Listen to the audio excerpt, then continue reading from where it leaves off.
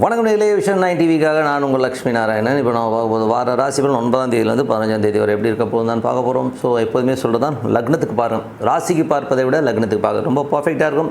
உதாரணமாக ஒரு மகர லக்னம் விருச்சிக ராசினா விருச்சிக ராசிக்கான பலன்களை பார்க்குறதோட மகர ராசிக்கான பலன்களை பார்க்கும்போது ரொம்ப பர்ஃபெக்டாக இருக்கும்.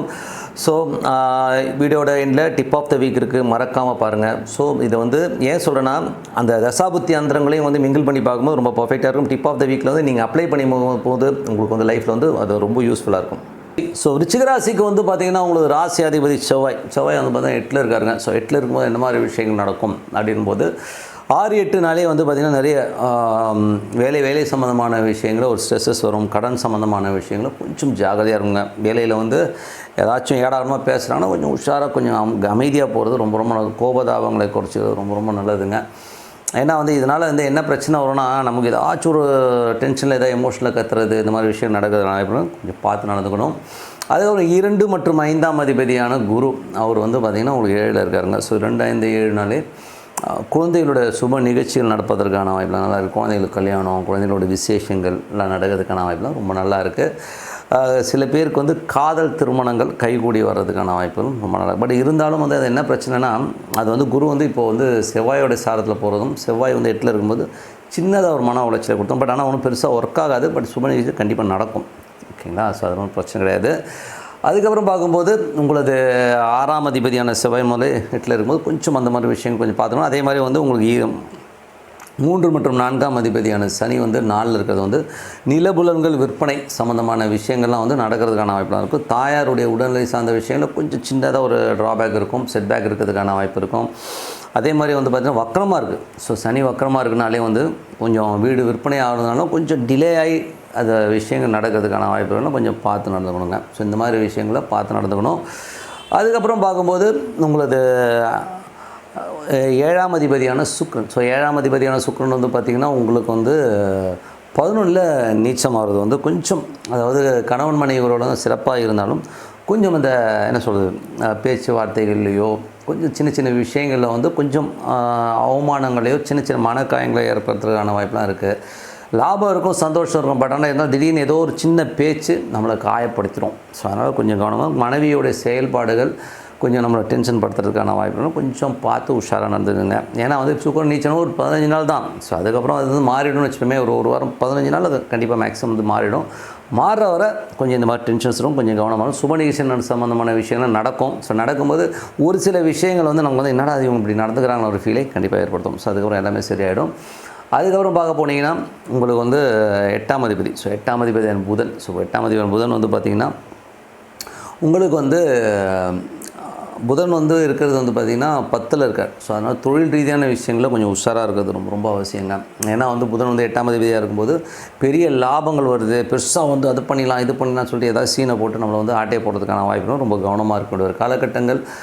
அதுக்கப்புறம் பார்க்கும்போது உங்களுக்கு வந்து 9ஆம் அதிபதியான சந்திரன். ஸோ 9ஆம் அதிபதி சந்திரன் வந்து பார்த்திங்கன்னா ராசியில் திங்கள் செவ்வாயில் வந்து பார்த்திங்கன்னா உங்களுக்கு வந்து அந்த ராசியிலே இருக்கும்போது கொஞ்சம் தொழில் ரீதியான விஷயங்கள் வந்து சின்ன மன உளைச்சல், தந்தை சார்ந்த உறவுகளால் வந்து ஒரு டென்ஷன் வர்றதுக்கான வாய்ப்புலாம் நிறைய இருக்குது. ஸோ அது பாதகாதிபதினும் போது அப்பா சம்மந்தமான விஷயங்களோ வெளிநாட்டில் இருக்கவங்களோ வந்து ஒரு மன உளைச்சலையும் மனசில் வந்து சின்ன ஒரு காயங்களும் மனக்காயங்கள் ஏற்படுறதுக்கான வாய்ப்பு ஏற்படுத்தும். ஸோ அதனால் வந்து அதை வந்து கண்டுக்காமல் வருவது ரொம்ப நல்லது. முக்கியமாக வந்து எப்போதுமே வந்து பார்த்திங்கன்னா விருச்சிக ராசிக்காரர்களுக்கு தந்தை சார்ந்த உறவுகளால் வந்து ஒரு பெரிய ஒரு டென்ஷன்ஸ், ஒரு மனக்காயங்கள் கண்டிப்பாக இருக்கும் யாராக இருந்தாலும். ஏன்னா வந்து அப்பாவுக்கும் இவங்களுக்கும் ஒரு சின்ன மனக்காயங்கள், அப்பாவுடைய செயல்பாடுகளோ அப்பாவுடைய வகையறால் வந்து மனக்காயங்கள் கண்டிப்பாக இருக்குங்க. ஏன்னா அது 9ஆம் அதிபதியாக இருந்து அது பாதகஸ்தானமாக இருக்கும்போது விருச்சிக ராசிகள் அந்த பாதகாதிபதி வந்து ராசியிலே இருக்கும்போது அப்பாவை ரொம்ப பிடிக்குங்க. ஆனால் அவருடைய செயல்பாடுகள் எனக்கு பிடிக்காதுங்க, அவருடைய நடந்துக்கிட்டாருங்க அப்படிங்கிற மாதிரி மனக்காயங்களோடு தான் இருப்பாங்க. அதுக்கப்புறம் வந்து 10ஆம் அதிபதி சூரியன் வந்து பார்த்திங்கன்னா உங்களுக்கு வந்து ஆட்சியோடு இருக்கிறதும், அதுவும் வந்து சுக்கிரனுடைய சாரத்தில் போகும்போது லாபங்கள் இருக்குங்க. தொழிலில் நல்ல லாபங்கள் இருந்தாலும் நடைமுறையில் வந்து நடக்கிற சில சம்பவங்கள் வந்து சின்னது. ஏன்னா அந்த நீச்சம்ங்கிற ஒரு விஷயம் வந்து நமக்கு மனசில் வந்து ஏதாவது ஸ்க்ராட்ச் பண்ணி விட்டுருவோம். ஏதாவது ஒன்று சொல்லிட்டு ஐயோ நடாது இப்படி சொல்லிட்டு போயிட்டாட்டு பொழப்பு விட்டுருவாங்க. ஸோ அந்த மாதிரி விஷயங்களை ஏற்படுத்தும், வேறு ஒன்றும் கிடையாது. அதுக்கப்புறம் பார்க்கும்போது உங்களுக்கு 12ஆம் அதிபதியான சுக்கிரன். ஸோ 12ஆம் அதிபதியான சுக்கிரன் 11 நீச்சம் பண்ணும்போதே தூக்கம் வராது. ஏதாவது நண்பர்கள்கிட்ட பேசும்போதோ பழகும்போதோ கொஞ்சம் உஷாராக இருந்துங்க. ஸோ நண்பர்களுடைய செயல்பாடுகள் சில நேரங்கள் வந்து கேவலமாக நடந்துருவானுங்க, என்னடா அது இப்படி பண்ணிட்டானுங்களேன்ற மாதிரி விஷயங்களே ஏற்படுத்தும். ஸோ அதனால் இந்த மாதிரி விஷயங்கள் மட்டும் கொஞ்சம் ஜாகிரதையாக இருந்துங்க. ஸோ இதுவரை பார்த்த பொது பலன்கள். இதுக்கப்புறம் பார்க்க போகும்போது தசாபுத்தி பலன்கள் எப்படி இருக்கும். ஸோ விருச்சிக லக்னமாக இருந்து சூரியன் தசாபுத்தி அந்த நடக்கிறவங்களுக்கு 10ல் சூரியன். ஸோ 10ல் சூரியன் இருக்கிறது பார்த்திங்கன்னா உங்களுக்கு வந்து தொழில் ரீதியான விஷயம் நல்ல வளர்ச்சியை கொடுத்தாலும் நல்ல லாபங்களை கொடுத்தாலும் அந்த சூரியன் வந்து சுக்கிரனுடைய சாரத்தில் போகும்பொழுது நமக்கு சின்ன சின்ன ஒரு மனக்காயங்களை ஏற்படுத்தும். பட் லாபங்கள் இருக்கும். பட் என்னடா அது இப்படி பேசிட்டாங்க இப்படி பண்ணுறாங்கிற மாதிரி விஷயங்களை கண்டிப்பாக ஏற்படுத்தும். அது மட்டும் இல்லாமல் விருச்சிக லக்னமாக இருந்து சந்திர தசாபதி அதனால் திங்கள் செவ்வாயில் மட்டும் சின்ன மன உளைச்சல் இருக்கும். அதுக்கப்புறம் எல்லாமே சரியாயிடும். விருச்சிக லக்னமாக இருந்து செவ்வாய் தசாபதி அதனால் செவ்வாய் வந்து 8ல் இருக்காருங்க. வேலையில் ரொம்ப கவனம் தேவை. வேலையில் வந்து ஏதாச்சும் இடோடமாக பேசிடுவீங்க, கோவப்படுவீங்க. ஏன்னா அது ராகுடைய சாதத்தில் இருக்கும்போது போடா நீயும் வேலையும் அப்படிங்கிற சொல்கிறதுக்கான வாய்ப்புகளும் இருக்குது. ஸோ அதனால் கொஞ்சம் கவனமாக இருங்க. சில பேர் வந்து ஒரு கடனை அடைக்கிறதுக்காக இன்னொரு கடன் அதிக வட்டிக்கு வாங்கி இந்தாடா போடா அப்படின்னு சொல்லி தூக்கி அடிக்கிறேன் பாரு அப்படி இப்படின்லாம் பேசுவீங்க. ஸோ கொஞ்சம் பொறுமையாக இருங்க. ஏன்னா ஒரு பெரிய ஒரு எமோஷன்ஸில் எடுக்கிற முடிவு வந்து ஒரு கரெக்டான முடிவாக இருக்கவே இருக்காது லைஃப்பில். அதனால் வந்து எமோஷனாக அதை பண்ணுறேன் இதை பண்ணுன்னு சொல்லி கோவப்பட்டுறாதீங்க. அது வந்து நமக்கு பாதகமாக தான் இருக்கும். ஸோ அதனால் எந்த ஒரு விஷயமா இருந்தாலும் வந்து என்ன பண்ணுங்கள், கோபம் வரும். சொல்லணும் விருச்சிக ராசிக்காரரை பொறுத்தவரை வந்து பார்த்திங்கன்னா பிரச்சனை என்னென்னா ஒரு குழந்த மாதிரியான ஒரு ஆட்கள் தான் விருச்சிக ராசிக்காரர்கள். ஏன்னா வந்து சல்லுன்னு கோவப்படுவாங்க, பட்டுன்னு பேசிடுவாங்க. அதுக்கப்புறம் அடுத்தது அப்படி குழந்த மாதிரி மாறிடுவாங்க, மனசில் வச்சுக்க மாட்டாங்க. பட் இருந்தாலும் எதிராளிகள் வந்து கரம் வைக்கிறதுக்கான வாய்ப்புகள் நிறைய இருக்குது. ஸோ உதாரணத்துக்கு சொல்லப்போனால் விஜயகாந்த் சார் வந்து விருச்சிக ராசி. ஏன்னா ஒரு பாப்புலர் ஃபிகர் சொன்னால் உங்களுக்கு ஈஸியாக இருக்கும் இல்லையா. ஸோ அதுக்காக சொல்கிறோம். அவருடைய செயல்பாடுகள் பாருங்கள். அவர் எதாக இருந்தாலும் எடுத்து கவுத்தன்னு பேசிடுவார், டப்புன்னு அடிச்சிடுவார், எதாவது கத்திடுவார். பட்டு மனதளவில் பார்த்திங்கன்னா ஒரு குழந்த மாதிரியான ஒரு கேரக்டரைசேஷன் தான் அவர். ஸோ அந்த மாதிரி தான் விருச்சிக ராசிகள். ஸோ அதனால் கொஞ்சம் அந்த கவனம் தேவை. வேலையில் ரொம்ப கவனம் தேவை. கடன் சம்மந்தமான விஷயங்கள் ரொம்ப ரொம்ப கவனமாக இருங்க. அப்படி கோவம் வருதுன்னா அந்த இடத்த விட்டு எகிரிடுங்க. இது முக்கியமான ஒரு கால் வருதுன்னு சொல்லிட்டு ஓடிடுங்க. இதை வரேன் அப்படின்னு சொல்லிட்டு ஒரு மணி நேரம் 2 மணி நேரத்துக்கு அந்த கோவம் தீர்ற வரை கொஞ்சம் யோசிக்கிற வரை வெளியில் ஓடியாந்துருங்க. உள்ளுக்குள்ளே உட்காந்திங்கன்னா உங்களுக்கு அந்த எமோஷனில் நீங்கள் என்ன பண்ணுறீங்கன்னு தெரியாது. 7ஆம் அதிபதி. ஸோ 7ஆம் அதிபதியான சுக்கிரன் வந்து பார்த்திங்கன்னா 11 நீச்சமாக இருக்கும்போது கணவன் மனைவி உறவுலாம் ரொம்ப சிறப்பாக இருக்கும். ஒரு சில செயல்பாடுகள் மனைவியோட செயல்பாடு நமக்கு ஒரு டென்ஷனை ஏற்படுத்துறதுக்கான வாய்ப்புகள் ரொம்ப கவனமாக இருக்கணும். ஸோ அந்த மாதிரி விஷயங்கள் மட்டும் கொஞ்சம் பார்த்து நடந்துக்கணும். மற்றபடி என்னங்க உங்களுக்கு வந்து ஏன்னா அந்த சுக்கிரனுங்கிற ஒரு விஷயம் வந்து யாருக்கெல்லாம் விருச்சிக லக்னமாக இருந்து சுக்கிர தசாபுத்தி அந்த நடக்குதோ கணவன் மனைவி உறவு வந்து சின்னதாக வந்து ஒரு சந்தோஷங்கள் இருந்தாலும் ஒரு சின்ன ஒரு அவச்சொல்லோ ஏதோ ஒரு நடவடிக்கைகளும் மனக்காயங்களை ஏற்படும். சொன்னால் கொஞ்சம் ஜாக்கிரதையாக எடுத்துக்கோங்க. அதுக்கப்புறம் வந்து விருச்சிக லக்னமாக வந்து ராகு தசாபுத்தினா ராகு வந்து 5ஆம் இடத்துல இருந்து அது சனியோட சாரத்தில் இருக்கும்போது கொஞ்சம் குழந்தைகளுக்காக நிறைய செலவு பண்ணுற மாதிரி விஷயங்கள் இருக்கும். குழந்தைகளுக்கு கொஞ்சம் அடம் பிடிக்கிற மாதிரி ஃபீலை கண்டிப்பாக ஏற்படுத்துங்க. ஸோ மற்றபடி நிலபுலங்களால் நல்ல லாபங்கள் நல்ல விஷயங்கள் நடக்கும். அதில் எந்த மாற்றமும் இல்லைங்க. ஸோ அதுக்கப்புறம் வந்து விருச்சிக லக்னமாக இருந்து குரு தசாபத்தினா குரு வந்து பார்த்திங்கன்னா உங்களுக்கு 7ல் இருக்கார். அவர் செவ்வாயோட சாரத்தில் இருக்கும். ரொம்ப கவனம் தேவை. குழந்தைகளோட நடவடிக்கைகள் டே டு டே லைஃப்பில் வந்து அவங்க வந்து நடந்துக்கிற விஷயங்கள் நம்ம மனக்காயங்களை ஏற்படுத்துறதுக்கான வாய்ப்புலாம் கொஞ்சம் கவனமாக இருந்துக்கோங்க.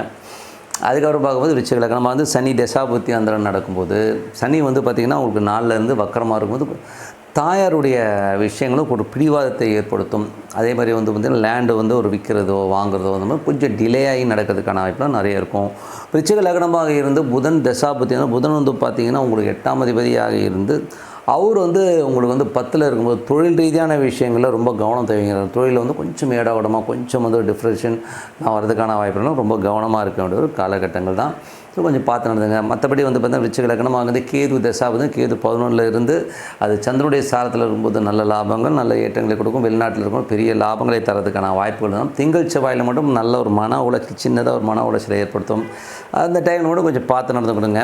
அதுக்கப்புறம் விருச்சிக லக்னமாக வந்து சுக்கிர தசாபத்தில் இந்த முதல்ல சொன்ன மாதிரி சுக்கிரன் நீச்சமாக இருக்கும்போது கணவன் மனைவி உறவு வந்து சின்னதாக ஒரு டிஸ்ட்ராக்ஷன் ஒரு மனக்காயங்கள் வந்து போகிறதுக்கான வாய்ப்புகள் மற்றபடி எந்த வித ப்ராப்ளம் இல்லை. சுப நிகழ்ச்சிகள் நடத்துவதற்கான வாய்ப்புகளும் ரொம்ப சிறப்பாக இருக்குது. ஸோ எல்லாமே ரொம்ப நல்லா இருக்குங்க. ஓகே. ஸோ என்னை பொறுத்தவரை ஒரு நல்ல ஒரு பிரார்த்தனை ஆண்டவனை பார்த்து வந்து ஒரு ஃப்ரெண்டாக நினச்சிங்க. இதுக்கு வந்து டெய்லி குளிச்சுக்கிட்டு பொட்டெல்லாம் வச்சு பூவெல்லாம் போட்டு தான் சாமி கும்பிடணும்னு அவசியமே கிடையாது. மனதார இறைவனை வந்து ஒரு ஹாப்பியாக வந்து ஒரு பாருங்கள், ஒரு ஃப்ரெண்டாக பாருங்கள். ஒரு உட்காந்து அமைதியாக உட்காந்து ஒரு தியானம் பண்ணுறதுக்கு வந்து ஒன்றும் காசு செலவு கிடையாது. ஒரு 10 நிமிஷமோ 15 நிமிஷமோ உட்காந்து ஒரு தியானம் பண்ணுறதோ, இறைவன்கிட்ட வந்து மனதார வந்து உங்களது குறைகளை மட்டும் இல்லை, நிறைகளாக எல்லாமே நீ மாற்றி கொடுன்னு சொல்லி சரணடைகிறதுங்கிறது மாதிரி ஒரு விஷயம் வேறு எதுவுமே கிடையாது. அதுதான் ஒரு பெரிய பரிகாரம். கண்டிப்பாக அது பண்ணி பாருங்கள். ஒரு பெரிய லெவலில் ஒரு மாற்றங்கள் கண்டிப்பாக கிடைக்குங்க. டிப் ஆஃப் த வீக்கில் இப்போ நம்ம என்ன பார்க்க போகிறோம்னா, இந்த வாரம் டிப் ஆஃப் த வீக்கில் எது ரொம்ப முக்கியம். ஸோ நம்ம வந்து நிறைய விஷயங்களில் வந்து நம்ம என்ன நினச்சிக்கிறோம், நம்ம தான் வந்து வாழ்க்கையிலேயே வந்து ரொம்ப துக்ககரமாகவும் ரொம்ப கஷ்டப்படுற ஆள் யாருன்னு கேட்டோம்னா அது நாம தான் அப்படின்னு சொல்லிட்டு ஒருத்தர் வந்து ஃபீலிங்லேயே தான் வந்து நிறைய பேர் போயிட்டுருக்கான். இது வந்து பார்த்திங்கன்னா நான் நிறைய ஜாதகங்கள் பார்க்கும்போது நான் நேரடியாகவே பார்க்குறேன். ஏன்னா வந்து அவன் என்ன நினைக்கிறான்னா, ஏங்க என்ன மாதிரி ஒரு கஷ்டம் வேறு யாருங்க பட்டிருப்பான், ஐயோ உன்னை விட 1000 பேர் வந்து இதோட கஷ்டப்பட்டுட்டு தான் இருக்காங்க.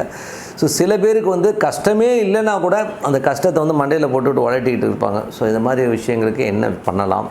அதே மாதிரி வந்து நிறைய பேர் வந்து நெகட்டிவிட்டியில் வந்து நிறைய பேர் அப்படியே அதுக்குள்ளேயே மிங்கிளாகிருக்காங்க. நிறைய சீரியல்ஸ்லாம் நம்ம பார்க்கும்போதும் பார்க்குறோம், அதில் ஃபுல்லாகவே நெகட்டிவிட்டி தான். ஸோ அந்த ஒரு குடும்பம் வந்து இப்படி இருக்குது, அவனை இது பண்ணுறேன் இதை பண்ணுறேன், இதே தான் சீரியல்ஸில் இருக்குது. ஸோ மேக்ஸிமம் வந்து சீரியல்ஸ் அவாய்ட் பண்ணிவிடுங்க.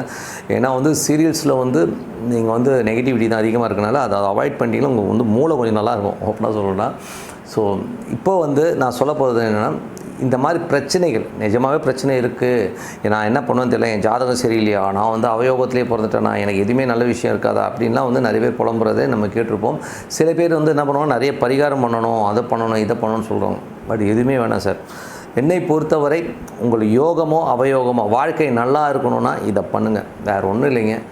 ஒரே ஒரு தெய்வம், அது என்ன தெய்வம் பிடிக்குதோ ஸ்டெப் 1, ஓகேங்களா, நான் சொல்ல ஸ்டெப் 1.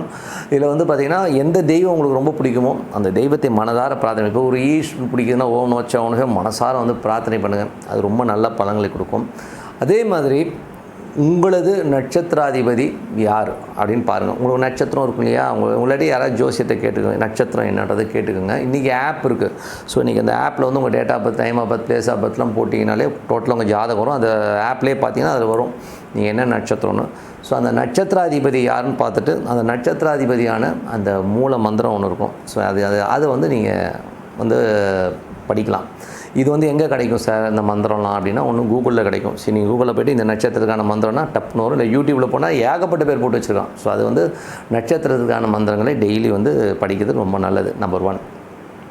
நம்பர் 2 வந்து நீங்கள் ஒரு திதியில் பிறந்திருப்பீங்க, அந்த திதி அதிபதி யாருன்னு பாருங்கள். ஸோ அந்த திதிக்கான மந்திரங்களை டெய்லி உச்சாரணம் பண்ணுறது, திதிக்கான தேவதையை வழிபடுறது. ஸோ அது ரொம்ப நல்லாயிருக்கும். அதுக்கப்புறம் ஒரு நாம யோகத்தில் பிறந்திருப்பீங்க, ஓகேங்களா. ஸோ அந்த நாம யோகமில் என்ன சாமி வராரோ அந்த சாமிக்கான நாம யோகம்னு இருக்குது. ஸோ நீங்கள் வந்து யோகத்தில் பார்த்திங்கன்னா ஏகப்பட்ட யோகம், யோகங்கள் வந்து சுகர்ம யோகம், அந்த யோகம் இந்த யோகம், நிறைய யோகங்களில் பிறப்போம். ஸோ அந்த என்ன யோகத்தில் நம்ம பிறந்தோமோ அந்த யோகத்துக்கான ஒரு மந்திரங்களை டெய்லி வழிபாடு பண்ணுறது ரொம்ப நல்லது. அதுக்கு அடுத்தது பார்த்திங்கன்னா கர்ணம். ஸோ நீங்கள் ஒரு கர்ணத்தில் பிறந்திருப்பீங்க. ஸோ அந்த கர்ணநாதன் யாரோ அந்த கர்ண தேவதையை நீங்கள் வந்து ஒரு மந்திரமாக வழிபாடு பண்ணுறது. ஸோ மொத்தம் வந்து இந்த 4. அதுக்கப்புறம் நீங்கள் என்ன கிழமையில் பிறந்தீங்கன்னு பாருங்கள். ஸோ அந்த கிழமை என்ன கிழமையோ அந்த கிழமைக்கான அதிபதியோ அந்த கிழமைக்கான மந்திரங்களை யூஸ். இந்த 5 விஷயத்தை வந்து நீங்கள் டெய்லி ஃபாலோ பண்ணுங்கள். லைஃப்பில் நீங்கள் எவ்வளோ தான் பெரிய டிசாஸ்டராக இருந்தாலும் இது டெய்லி நீங்கள் ஃபாலோ பண்ணிங்கன்னா இந்த ரிலீஃபுங்கிறது பார்த்திங்கன்னா ஆட்டோமேட்டிக்காக வர ஆரம்பிக்கும். நீங்கள் வந்து ஒரு 3 மாதம் கண்டினியூ பண்ணுங்க. 90 நாளில் வந்து பார்த்திங்கன்னா உங்களுடைய பிரச்சனைகளுக்கு வந்து டோட்டலாக வந்து ஒரு ரிலீஃப் கிடைக்கும். எல்லா பிரச்சனைகளுக்கும் தீர்வு இந்த 5 விஷயத்தை நீங்கள் ஃபாலோ பண்ணிங்கனாலே போதும். இதை வந்து நீங்கள் டெய்லி பண்ணிவிட்டு வாங்க, அப்புறம் பாருங்கள். ஸோ அது வந்து உங்களுக்கு வந்து வேறு லெவலில் வந்து உங்களோட வாழ்க்கையை மாற்றுங்கிறதும் உண்மையான விஷயம். இது வந்து ப்ரூவனுங்க. இது வந்து டே டு டே லைஃப்பில் ஃபாலோ பண்ணிட்டு வந்தவங்களுக்கு கண்டிப்பாக வந்து ஒரு பெரிய வெற்றி கண்டிப்பாக கிடச்சிருக்கு. ஸோ நான் சொன்ன மாதிரி பண்ணி பாருங்கள். உங்களுக்கு நட்சத்திரம், உங்களுக்கு திதி, உங்களது யோகம், நட்சத்திரம், கிழமை. ஸோ இதெல்லாம் இந்த விஷயங்களை நீங்கள் வந்து ஃபாலோ பண்ணிட்டு வந்தீங்கனாலே ஒரு வேறு லெவலில் வந்து லைஃப் சேஞ்ச் ஓவர் ஆகும். ஸோ இதை பண்ணிட்டு வாங்க, சிறப்பான வாழ்க்கை உங்களுக்கு கிடைக்கும் சொல்லிட்டு உங்களை வந்து விடைபெறுவது உங்கள் லக்ஷ்மி நாராயணன். நன்றி, வணக்கம்.